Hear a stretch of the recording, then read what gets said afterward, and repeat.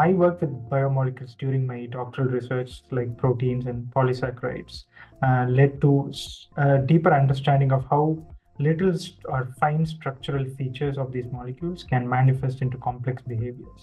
So I primarily worked with whey proteins, but aside from its commercial popularity, what I identified was it had a common motif with biofilm forming proteins.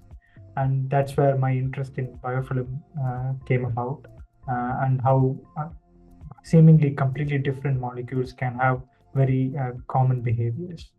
So unlike synthetic polymers, biomolecules like proteins and polysaccharides have shown deviations from conventional theories and how we understand other systems.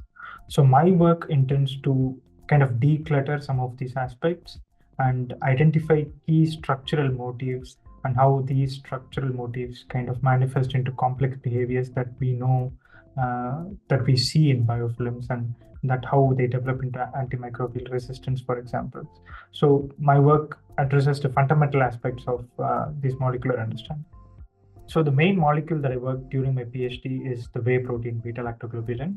And this protein is particularly interesting because it is not present in humans, it's only present in ruminant mammals, and we don't know what it does, or aside from the fact that it's commercially popular.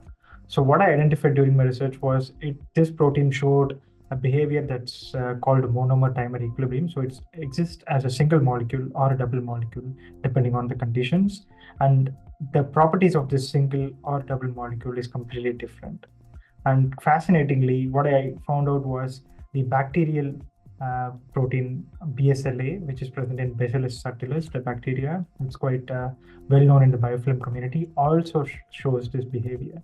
And that's where my parallel research comes with biofilms, and now I'm exploring this aspect further.